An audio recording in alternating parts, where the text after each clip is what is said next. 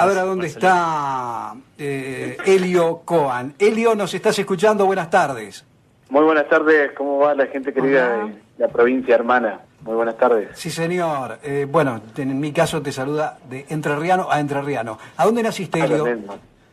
Entre entrerrianos nos entendemos. Muy bien. ¿A dónde naciste vos? Yo nací en la ciudad de Bobril, en la capital nacional del Gurí entrerriano. Pero vivo en Colonia Víctor. O sea, aquí voy a vivir y a lucharla y si cuando me toque morir, moriré acá. Colonia Víctor, ¿cuántos habitantes tiene? Y entre 400 y 800 habitantes, un pueblito chiquito. ¿Cuál es la población más cercana, la ciudad más cercana que tienen ustedes en Colonia Víctor? Bobril. Bobril, ¿a cuántos kilómetros? Y alrededor de 25 kilómetros. Yo digo para que nos ubiquemos. ¿Y de Paraná, a cuántos kilómetros están? 200 kilómetros. Nosotros estamos en el departamento de La Paz, a 80 kilómetros de la cabecera del departamento. ¿Cómo está la 127? ¿Sigue estando con POS o lo han reparado a la 127? La ruta nacional 127, sí, en el tramo de acá de Sauce de Luna a Federal. Toda información acá, de primera mano. Desastre. La ruta 6... La ruta 6 está acomodándose más o menos, aparentemente, después de tantas promesas. Claro. Por supuesto, al costado de la ruta, todos campos desmontados, fumigados, mosquitos que van, mosquitos que vienen. ¿Vos sos docente, Elio? Sí, soy docente, exactamente. Soy vocero además de la asamblea Más Río Menos Termas. Claro, pero ¿y como docente a dónde ejercés? En el paraje El Quebracho, una escuela agrotécnica. ¿Y viajás muchos kilómetros todos los días o estás cerca? Sí, aproximadamente 80 kilómetros. Sí. 80 kilómetros, pero ¿vas y te quedás o vas y venís? No. Hace un ratito justo llegué de trabajar, sí, todos los días. ¿Pero cómo todos los días? ¿80 kilómetros? Sí, y hay gente que hace muchísimo más. Qué bárbaro. 80 y 80 de vuelta. Claro. Ah, no, 80 160. Ah, bueno. ¿No? ¿Es Elio, así? Sí. La verdad que nos sorprende, porque es una distancia importante. Bueno, y decías, sos vocero de una asamblea partidaria también de ciudadanos autoconvocados. Ustedes trabajan, aquí Elda nos ha contado, Elda Bonino. Hola, Elio. Que está en contacto. Hola, Elda, ¿cómo estás? Contigo, que estás trabajando en el tema de la contaminación con agrotóxicos, consecuencias graves en la salud. ¿Esto en qué zona se produce en Entre Ríos? En todo Entre Ríos. Yo puedo hablar de lo más cercano que tengo, que es mi pueblo y es toda esta zona rural, porque es el sistema de producción que está diagramado de esa manera. Pero para llevar un dato de los más alarmantes que hay, hace poquito acá en Urdinarrain, uno de los suelos con altos niveles de agrotóxicos en estudios recientes. San Salvador, la capital del cáncer, lamentablemente se llama así. Yo hace un ratito... Yo sabía que era capital del arroz, pero no del cáncer. Si busquémosle el hilo conductor, entonces, ¿por qué será? Capital del arroz y capital del cáncer. Claro, porque te entiendo perfectamente en función de la producción. Sí, por supuesto. Y si bien yo pertenezco a esta asamblea de ciudadanos autoconvocados que nace por otra cuestión también que tiene que ver, el eje transversal es el extractivismo salvaje, lo que une, lo que aglutina todas estas problemáticas. La asamblea fue generando un cierto prestigio porque somos ciudadanos como cualquiera que esté, que se animó a dejar de mirar para otro lado y comprometernos con cuestiones que nos afectan a la salud. En el caso de las termas, fuimos recibiendo llamados respecto de desmonte. No le toqué las termas a Ramón acá. No, vos sabés que te iba a consultar sobre eso, lo que habías dicho vos recién al principio, ¿no? Más ríos y menos termas. Sí. Pero hay cada vez más termas en Entre Ríos. ¿Cuántas termas hay? Y hay varias. ¿Y qué está mal? No es natural y estamos cambiando un ecosistema ¿sí? Estamos salinizando los suelos, estamos salinizando las aguas, el agua potable, estamos hipotecando nuestro futuro. Pero claro, entiendo que ese discurso no se sepa en los grandes medios de comunicación porque afectaría por ahí otros intereses de este turismo netamente contaminante, que aunque lo quieran hacer pasar como el turismo verde o limpio, que se le llama. Realmente...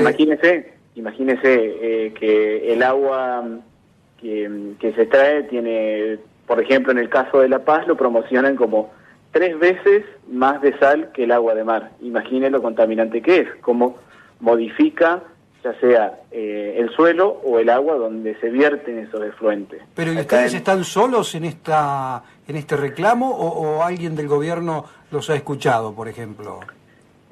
Solos no, porque somos una asamblea que trabaja en red con otras asambleas, con organizaciones no gubernamentales como es el Foro Ecologista de Paraná, con algunos de los nombres que a ustedes les debe resonar, que es Daniel Berseñasi, papá de Damián Berseñasi,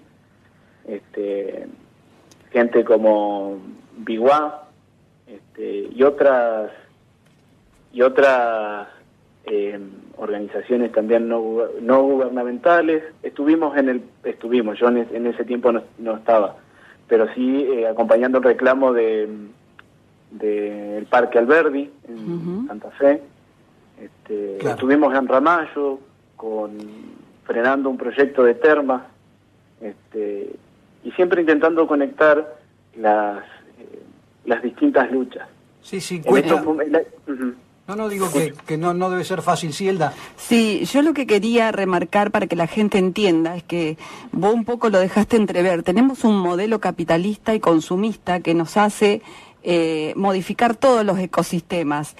Pero el tema que a mí me preocupa y creo que nos debe preocupar a todos es el tema de la contaminación que afecta a la salud, pero tremendamente. Está comprobado, médicos que están haciendo estudios, incluso ingenieros agrónomos, donde nos están contaminando absolutamente todo el medio ambiente, no solo los alimentos que consumimos, sino que hay escuelas fumigadas, pueblos fumigados, mosquitos que entran con este glisofato que tendría que estar prohibido a lugares urbanos sin enjuagarse, y graves problemas. Y cuando vos decís, cada uno podemos hacer desde nuestro lugar, y sí, me parece que la participación es fundamental, pero también deberíamos tener desde el Estado un cambio de esta agricultura que nos está matando y de estos grupos concentrados que nos manejan la salud, nos manejan absolutamente todo.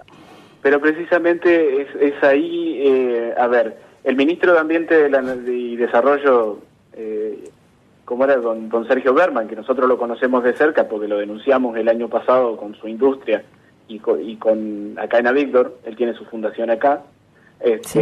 Y que también nos fumigaba ahí pasando la calle, que gracias a Dios después de las denuncias, simples ciudadanos comunes, enfrentándose a todo un modelo fomentado inclusive por el mismo Estado, también logramos ciertas conquistas que no nos fumiguen más, por lo menos en ciertos lugares. Berman dice ahora en el último congreso de APRESID, ahí en Rosario, Santa Fe fue, la Asociación de Productores de Siembra Directa, que según él no hay riesgos si se dan las condiciones adecuadas que nos fumiguen a 100 metros o a 200 metros aéreos. No tiene sentido eso. No tiene para nada de sentido. Yo la otra vez preguntaba y ofrecía esas preguntas cuando él estuvo acá, porque hacía rato que no venía a Víctor, acá a su hotel o su fundación. ¿Por qué no fumigaron cuando él estaba en el hotel a esa distancia? Si eran las condiciones supuestamente ópticas. Exacto. No. Esta gente no... La Casa Rosada come verduras sin veneno. Sí. Que las verduras con veneno lo comamos nosotros, los pobres. Así de cruel, la verdad que... Así de cruel.